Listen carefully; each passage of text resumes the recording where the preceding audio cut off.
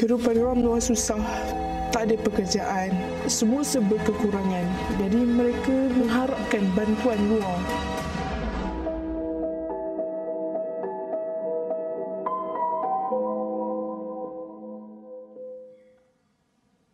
Bismillahirrahmanirrahim.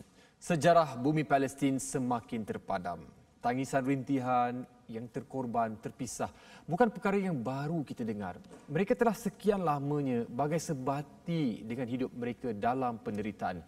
Bumi Palestin cukup dekat di hati kita semua. Dari iringan doa, sumbangan, bantuan, hubungan terjalin menerusi sokongan dari pucuk pimpinan, rakyat jelata dan semestinya badan bukan kerajaan NGO.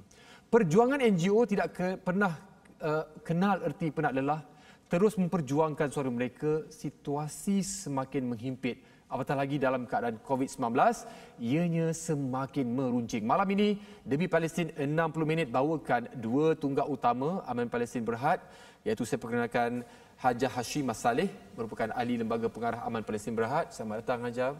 Sihat? Syukur Alhamdulillah. Dan juga Ustaz Muhammad Farhan Mak Fadil, merupakan pengurus besar pemasaran Aman Palestin Berhad. Assalamualaikum Ustaz. Waalaikumsalam. Manis belia Ustaz ni, ya, Masya Allah. Dan malam ini Ustaz kita akan berkongsi Hajah tentang bagaimanakah situasi hari ini dan yang bakal mendatang untuk bumi Palestin. Dan sebelum kita nak bermula ni, kita pun faham bahawasanya bumi Syam ini bumi yang cukup diberkati, subur. Kita pun faham bahawa Nabi Muhammad SAW pernah berdagang hingga ke bumi Syam, dan inilah bumi yang diperjuangkan oleh para pejuang, para ulama dan sebagainya. Jadi kami nak fahamkan kenapa perlunya ataupun wajib ke kita nak memperjuangkan bumi Palestin. Mungkin Hajah boleh mulakan. Ya, bismillahirrahmanirrahim. Alhamdulillahirabbil alamin. Wassalatu wassalamu ala asyrafil anbiya'i wal mursalin wa ala alihi wa sahbihi ajmain. Insya-Allah ya, untuk malam ini kita berkongsi ya tentang Palestin, dan pengalaman saya selama ini alhamdulillah ya, yang melihat sendiri ya penderitaan rakyat Palestin ini. Kenapa kita perlu bantu mereka? Ya. Kenapa kita yang jauh lebih 10,000 kilometer ni teringin nak bantu mereka? Ya, macam saya sendiri pun, ya. Jadi sebenarnya bumi Palestin ini adalah bumi berkat. Ya, dinyatakan di dalam Al-Quran di dalam 6 ayat ya tentang keberkatan bumi Palestin. Dan ianya juga adalah kiblat pertama umat Islam. Sebelum kita menghadap ke Kaabah, kita Rasulullah SAW dan para sahabat menghadap ke arah Baitul Maqdis. Dan ia juga adalah bumi para nabi, ya, berpuluh-puluh orang para nabi berjalan-jalan berdakwah di atas bumi Syam ini, ya. Dan Palestin ini adalah sebahagian daripada bumi Syam.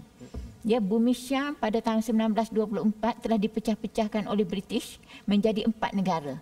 Ya, sekarang ini ia dipanggil Palestin, Jordan, Syria dan Lebanon. Dulunya dipanggil Syam.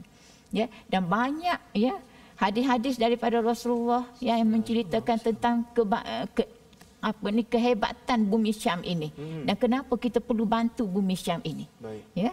Okey. Yang pertamanya kita kena bantu kerana mereka ini adalah saudara seakidah kita.